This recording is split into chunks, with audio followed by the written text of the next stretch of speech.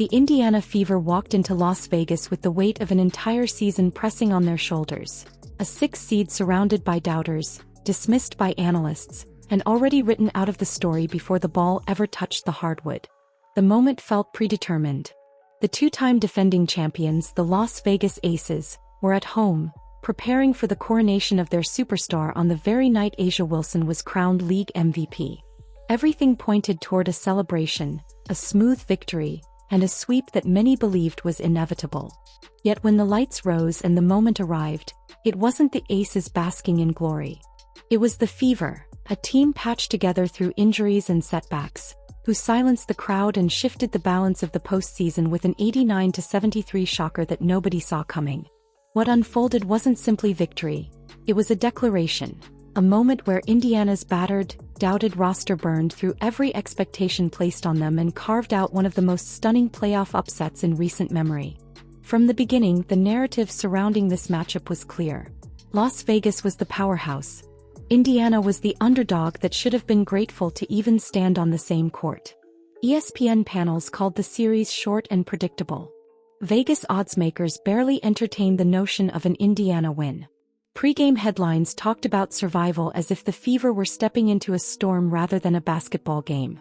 And with 6 players sidelined, Caitlin Clark, Sophie Cunningham, Sydney Colson, Chloe BBY, Ari McDonald and Dyrus Dantis, the Fever didn't resemble a playoff-ready roster.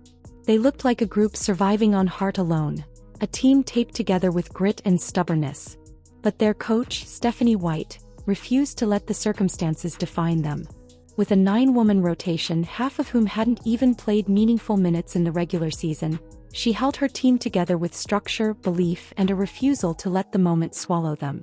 Nothing captured the uphill nature of Indiana's climb more clearly than the atmosphere in Vegas before tip-off.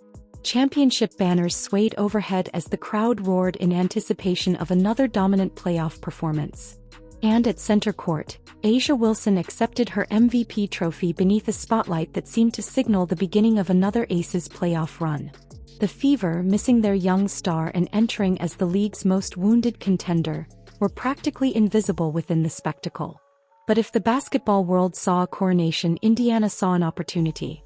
They knew the expectations were lopsided, and they embraced the freedom that came with nobody believing they belonged. But when the game began, the script cracked almost immediately, and it was Kelsey Mitchell, not A'ja Wilson, who seized the night with a performance that reshaped the entire narrative. As Wilson accepted praise from the league, Mitchell quietly prepared for her own breakout on the same floor. And once the whistle blew, she exploded into one of the most complete offensive showings in Fever playoff history. She attacked from every angle, pulling up from the mid-range, drilling deep threes, slashing into the paint and finishing flawlessly at the line. Her composure never wavered. Her footwork carved up defenders. Her confidence radiated through the team.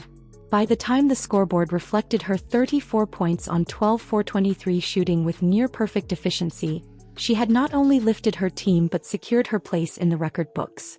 It was the highest scoring output by a Fever player in the postseason in more than a decade, and no player had ever scored that much in their first WNBA semifinal appearance. On the biggest stage of her career, Mitchell obliterated expectations and forced the entire league to acknowledge the star she has always been. Her eruption didn't stand alone. Every possession she created energized the rest of the roster.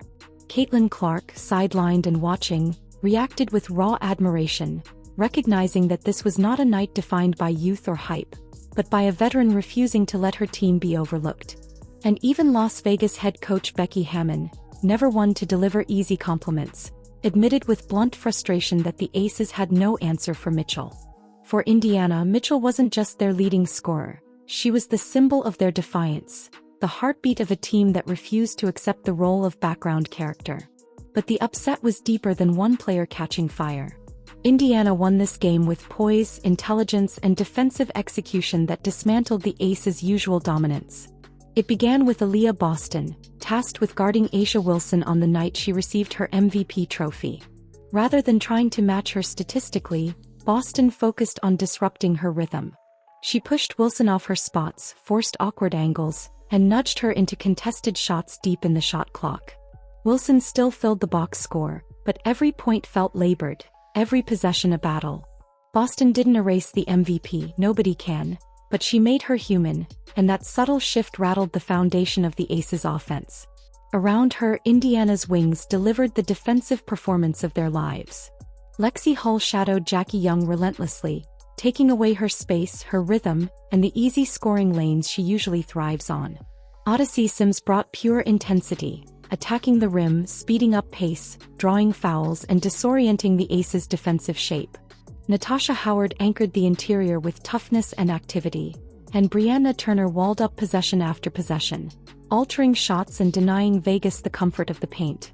As a result, Indiana, expected to lose the interior battle, outscored the Aces 50-38 in the paint, flipping the supposed mismatch into a core strength. When the final buzzer sounded, the story was clear. Indiana hadn't stolen a game. They had outplayed, outworked, and outwilled the champions in every meaningful category. Their pace set the tone. Their defense dictated the rhythm. Their urgency overshadowed the home court energy. This wasn't luck. It was basketball at its purest form, collective determination overpowering expectation. Now the stakes rise even higher. Game 2 will tell whether Indiana's upset was the spark of a historic run or a single burst of brilliance. The Aces, tested champions, will adjust quickly. Wilson will surge with renewed force. Young will fight to reclaim her space. The Fever will face a storm they created themselves. Because winning when nobody believes in you is one thing. Winning again when the opponent now sees you as a threat, that's a different challenge altogether. And yet, Indiana has shown the world exactly who they are. A team built on resilience, trust, and the unbreakable belief that we is greater than me. If you're fired up for the Fever, drop fired up in the comments and let us know how proud you are of this team. And if you love breakdowns like this, make sure to like the video, subscribe to the channel, and turn on notifications so you never miss an upload. The road to history continues, and you're not going to want to miss what happens next.